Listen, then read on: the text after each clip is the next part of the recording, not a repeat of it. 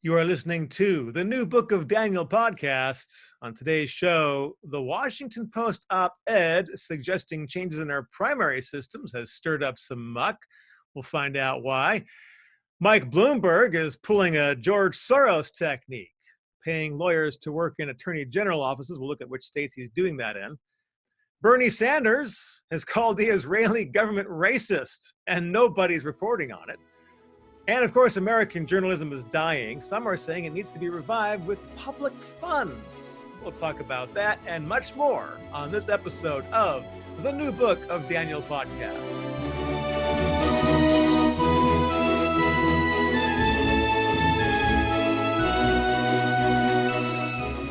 Hello and welcome to the New Book of Daniel podcast. My name is Daniel Bobinski, and I'll be your host on this adventure. Today, we got 5 exciting topics. I tried to get them through 15 minutes. I just have a tough time.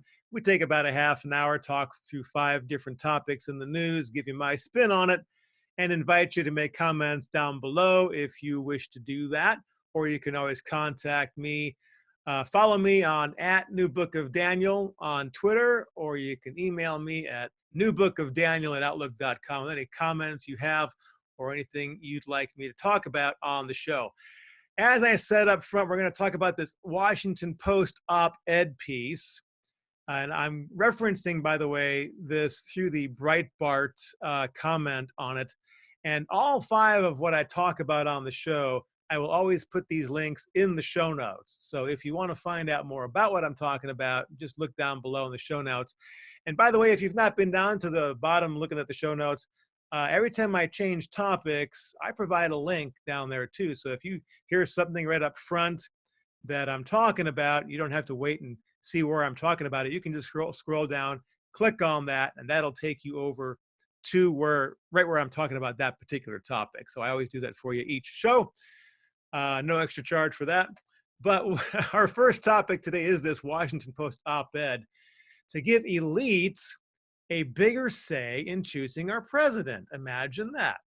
A Marquette University political science professor named Julie Azari said it's time to give the elites a bigger say in choosing the president. Hey, because the elites just know so much of what we need to do with our lives, right? Here's what this is. It's a process in which we would choose intermediate representatives, and then we would elect these delegates who would then understand us, and they can understand all of our issues, and then they can go to the presidential nominees, the candidates, and they can bargain back and forth as to who's going to be the best candidate to meet the needs that we told them about. Can you see any problems with that?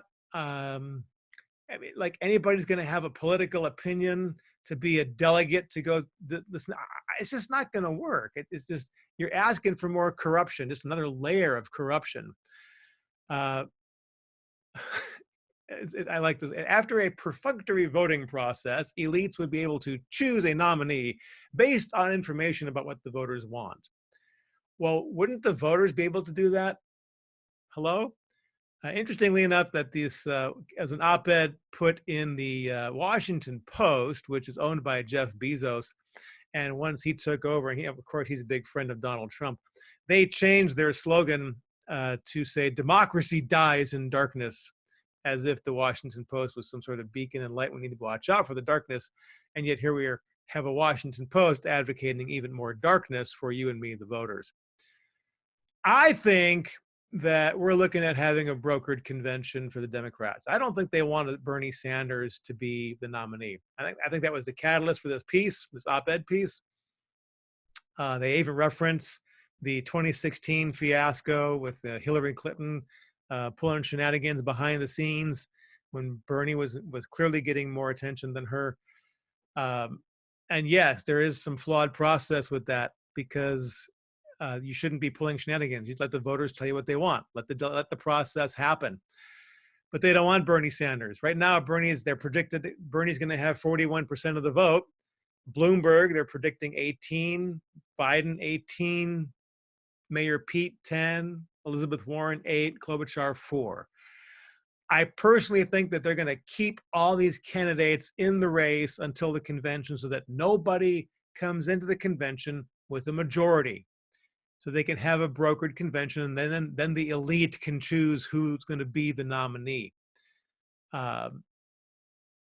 They're upset because they know that America will not elect a socialist for president. We're not ready for it, and we should never be ready for it. But they also know that a socialist can't win. So what are we talking about here? It's basically a problem of their own creation. The left has infiltrated our university system, and they've been spouting socialist policies after Marxist policy into our educators. I remember when I was an adjunct professor at a university, I was at a faculty meeting one night, and I listened to this department chair bragging about being a socialist to his staff, that he's this close to being a Marxist, but he's definitely an avowed socialist. I sat there and listened to him say it. We've done it to ourselves in this country. The Democratic Party has done it to themselves. So what you have is about 30 to 40% of the population, the Democratic population right now, that are looking for Bernie because he's their socialist, who they all programmed us to want, at least they think they did. But you got the rest of the Democrats who don't want a socialist. So that means you got 30 to 40% of the Democrats that want a socialist. You're going to have, if you have Bernie as the nominee, you're going to get slammed. At best, they're going to have 30 to 40% of the vote in this country, which means Donald Trump gets 60 to 70% of the vote. And there's no way in hell that the Democrats are going to want that. So they do not want Bernie to be their nominee. They're going to push and push and push and get a brokered convention, and Bernie's not going to be the nominee. I would be very surprised if he is. We'll see how that plays out. But like I said, they've created this problem themselves. On to topic number 2. Keep speaking of Bloomberg. Bloomberg is pulling a George Soros. If you recall my work at Uncover DC, last fall I wrote a piece about George Soros getting all this money into the hands of these county attorneys, Commonwealth attorneys in the state of Virginia. For each county, they're called Commonwealth attorneys, what we'd call a district attorney in a county here where I live. And how does he do that? Well, what I found out in my research, and this was a highly tweeted, I mean, it went out there on all this research as to what happened. I started rolling my eyes when I heard that here was this super PAC that funded this particular Democratic candidate for attorney with $850,000 and had ties to George Soros. And I got to admit, I didn't eye roll. You go, gosh, if George Soros gave $5 to this super PAC, and here's somebody going, well, it's George Soros connected and George Soros funded, I'm going, do my own research for myself. Well, did some research. Worked with Tracy Beans over at Uncover DC, and we did a little research. We found out the super PAC was founded by one guy, and it was funded by one guy. George Soros did all the funding.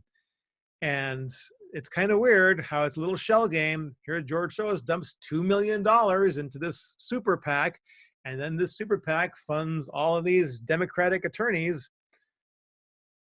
How do you get around our finance laws? That's what they do. Super PACs, in my opinion, need to go away. They're ruining our country. That's kind of off topic here, but Bloomberg's pulling the same baloney. He is financing this thing over in New York, the New York University School of Law, State and Energy Environmental Impact Center.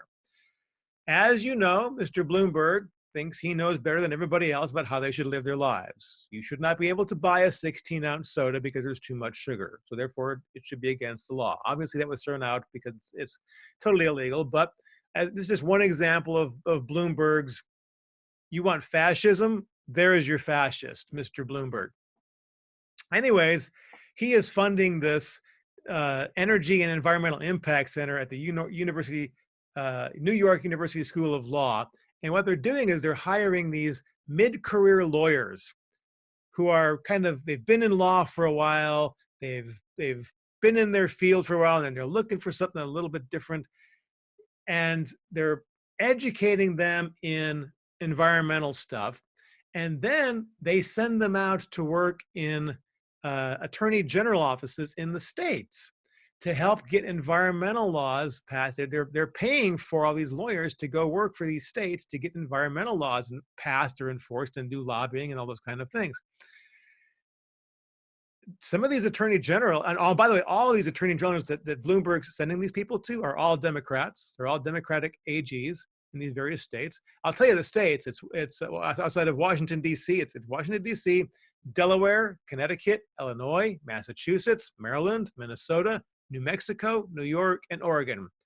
Every one has a Democratic attorney general. Well, you got the West Virginia Attorney General. He was on Laura Ingram's show. He was talking about this and how this is so unfair. The Republican Attorney General, Curtis Hill, he is quoted in this article saying, what's problematic is the arrangement through which a private organization or an individual can promote an overtly political agenda by paying the salaries of quote unquote government employees.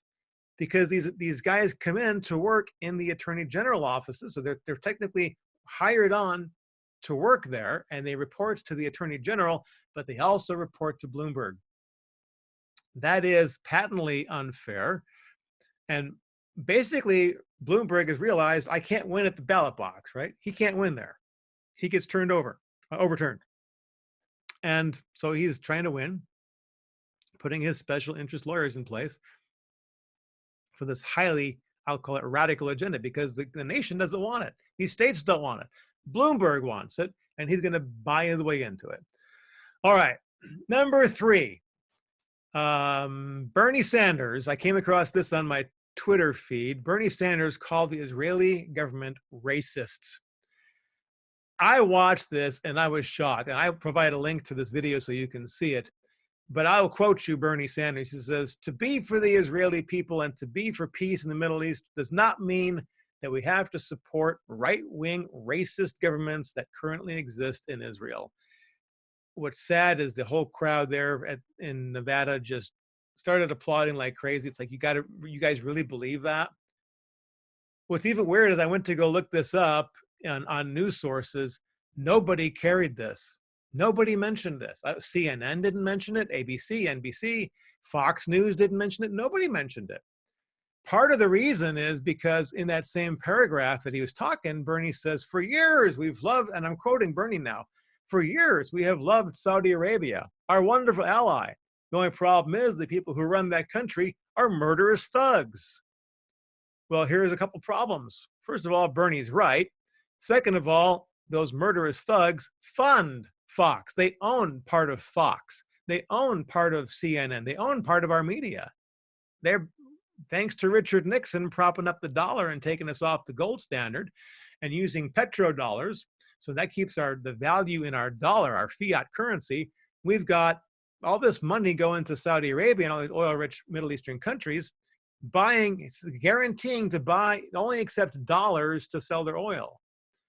So they've gotten very wealthy on our money, and now they've bought our media, so now we can't even report them as murderous thugs. I found this in a paper called The Middle East Eye. Yeah, I saw it. I saw Bernie talking about it, but nobody in America is going to report it. That's kind of crazy. He outright called Saudi's Crown Prince Mohammed bin Salman a billionaire dictator. That didn't get reported. So like, if you want to see Bernie say this, like I said, this is a link on my in the show notes down below. But I got a question for Bernie. I mean, he's calling the government in Israel racists. Bernie, what about Japan? Are they racist too? They accept less than 1% of all their refugee applications. They don't allow refugees in. They also don't have any terrorist bombings over there. They don't have people getting raped, like we have some of these Scandinavian countries where rapes have increased 50, 100, 150% because of the influx of, refugees. What's kind of cool about Japan is there's this like culture of honor over there, and they don't want that ruined. We got these cities in America, you walk in, there's places in Chicago where I've seen cops not stop at stoplights. It's just not safe to do so. I grew up in Chicago. I saw that happen back in the 60s and 70s. It's, you still have places like that. So that was Chicago at the time was what, 2-3 million people at the time. And you have that kind of neighborhoods where you wouldn't even stop. When I was in Tokyo, I spent a fair amount of time in Tokyo in 1987. I could go anywhere in Tokyo at 2 o'clock in the morning, and I felt totally safe no matter where I went. And in 1987, the population of Tokyo was 31 million people. It's currently like 37 million people. Why? Because they have a culture of honor there, and they don't want it ruined. Isn't that fair to keep a country safe? Wouldn't it be fair to try to protect your country, to keep it from being infiltrated by people who want to do bad things? So when you have the people in Israel who want to keep out these murderous people who see Israel as just pigs, I don't see it as racist, Bernie. I see it as wanting to protect your people. Or if you're going to call the Israeli government racist, why don't you call the Japanese racist? I dare you. I dare you, Bernie. Do it. Crickets. Crickets. To hear it? Crickets. Think about this for a second, too. If Bernie, it's not going to happen, but we can just talk about this for a second. If Bernie gets elected president, look what's going to happen to our foreign policy, because he is in bed with, metaphorically speaking, of course, Rashida Tlaib, right? AOC, Ilhan Omar. I mean, he basically lets her be his spokesperson. I love this in the Jerusalem Post. It says, not far-fetched to think of Tlaib as the U.S. ambassador to Israel, or AOC as the UN ambassador, or Ilhan Omar with her 2 years experience as in the House Foreign Relations Committee to be the Secretary of State. I mean, you think about what a foreign policy team would look like if Bernie was sitting at 1600 Pennsylvania Avenue. That would be a scary thing. That'd be a very scary thing. All right, I need to tell you that our show is sponsored by Workplace Excellence. You can find that at myworkplaceexcellence.com. This happens to be my company, and I've been teaching emotional intelligence to individuals and in corporations for 30 years. If you'd like to learn better self-awareness, self-management, work management, relationship management skills, My Workplace Excellence is the place to go. On the front page of that website, you're going to find a link for a DISC assessment and 2 free coaching sessions. Well, actually, I guess they're tied into that whole thing, but it's a DISC assessment and 2 coaching sessions for $195. That is a screaming deal.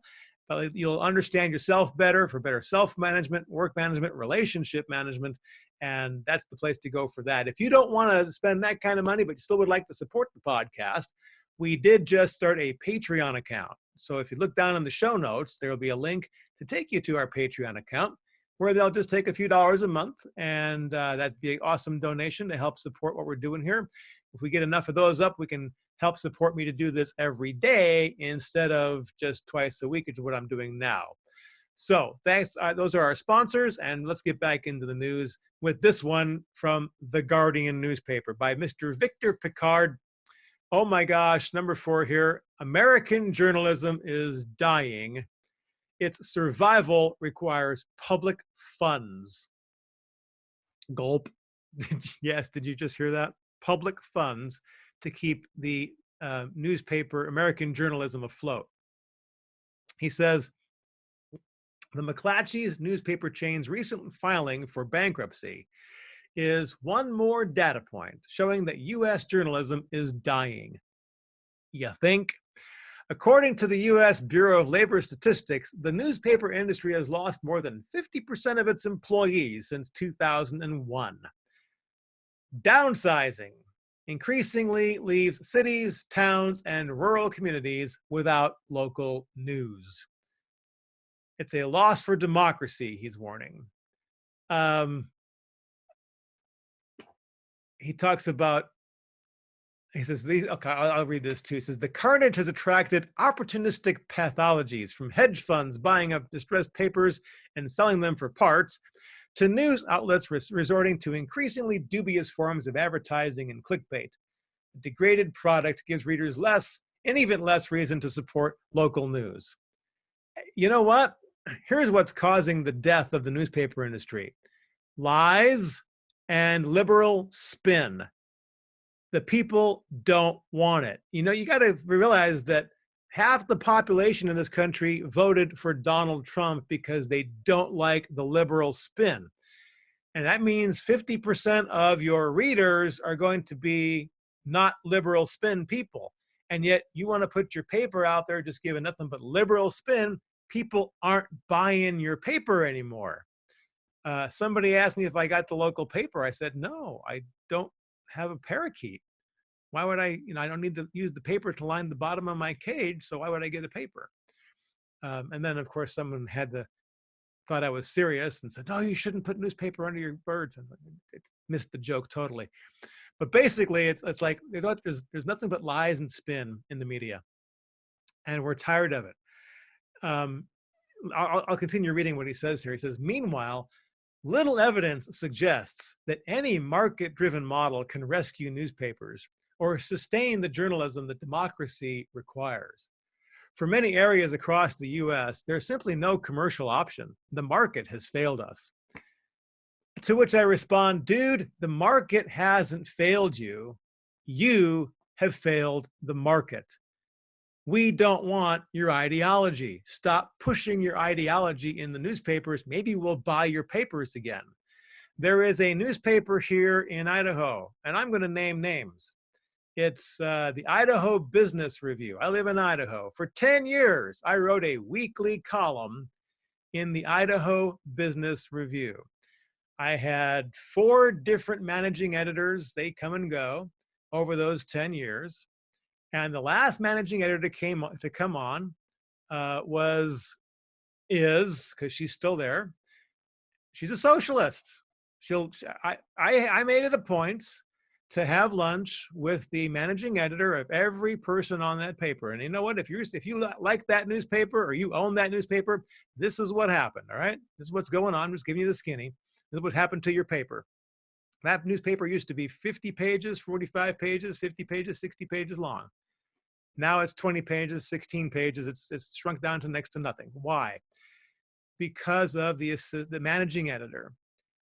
I would go to lunch with every managing editor, had great relationships with them, most of them Democrats, but we always had good working relationships, and they all had an understanding of what business was.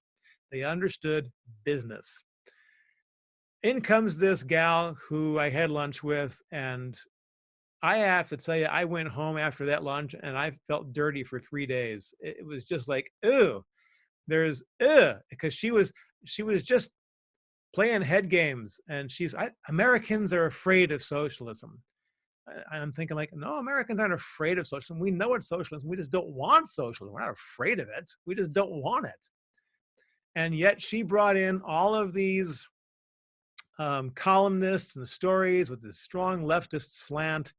And she started getting people writing letters, and she even did op-eds. Hey, I've been getting a lot of complaints about all of the left-wing stuff we're printing, and this kind of debate fosters a good democracy. Keep bringing on the conversation. She totally didn't get it. Advertisers stopped. She asked me to stop writing my column because I didn't put the leftist spin on my column. I talked about conservative business principles, and she didn't like that. I'd been there for 10 years. Everybody loved my column. I can take you to managing editors and show you quotes where, in fact, if you can go to my LinkedIn page and see where they're talking about their endorsements of me and how my column was always the column that they loved to read first when it came in. So it wasn't like I was writing bad stuff. It's just that I wasn't spinning it to the left. So all this media spin, all this little sidetrack that I'm talking about here is, why does the Idaho Business Review drop down to 16, 20 pages when it used to be a 50, 60 page paper each week? Because of the leftist spin and not understanding the audience. So no, the market hasn't failed you, leftist newspapers. You've failed the market by preaching your ideology.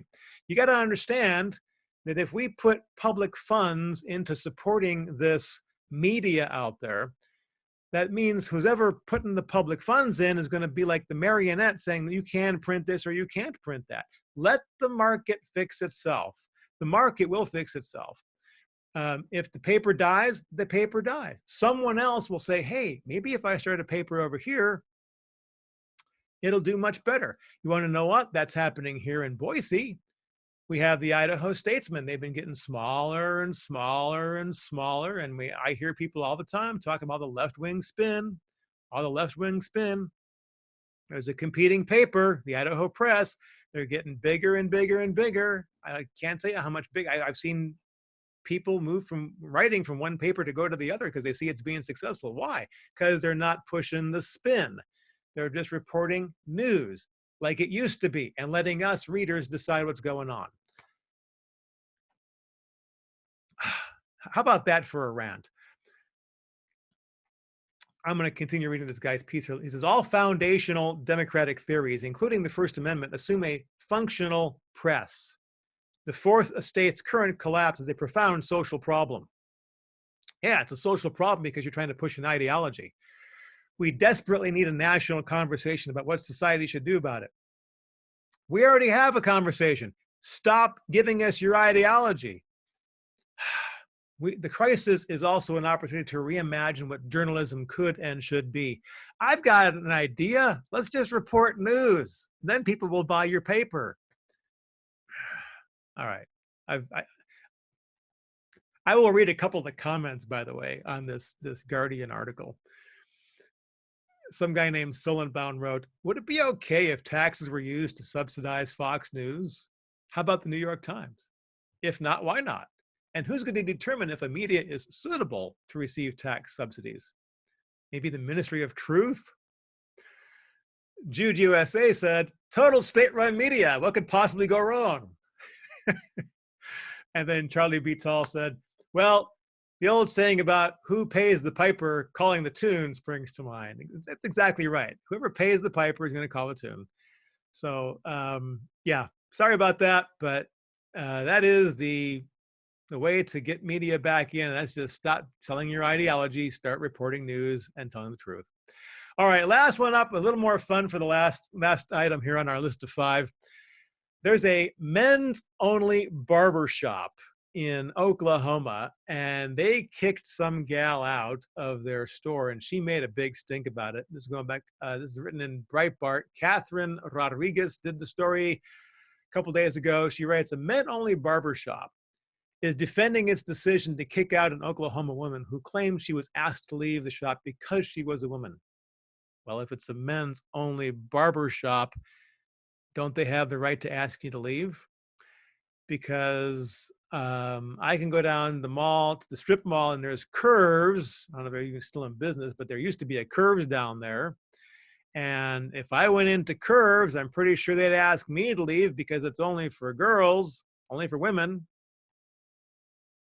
So this place is called King's Cut in Ponca City, Oklahoma. They have a strict no wives, no girlfriends policy. So guys can just sit around and talk shop without having to be careful about what they say or offending somebody up of the opposite gender. He says, you know what? In New York City, there's over 17 women's only clubs where women can go in, get their hair done, get their nails done, talk business, whatever, without having to worry about guys being there. Why can't he do that? Why can't he just have a men's only place? And I happen to agree with him. If you disagree with me, I'll go ahead and make some comments down below. Any comments on any of the topics that I've talked about, feel free to mention down below.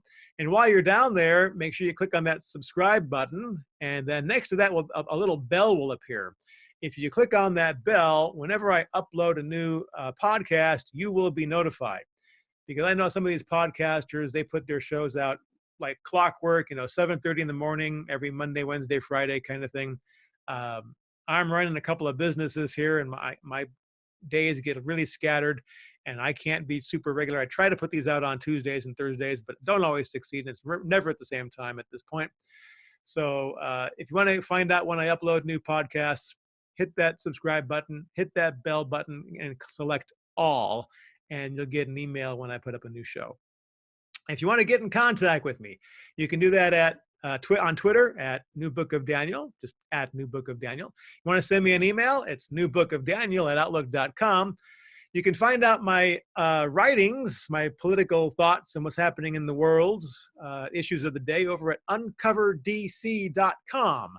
Uncoverdc.com. Got lots of great articles over there by lots of great writers. I am honored to be listed among them. The show is sponsored by Workplace Excellence. Go to myworkplaceexcellence.com to find out more about what I do there. I want to thank you for tuning in.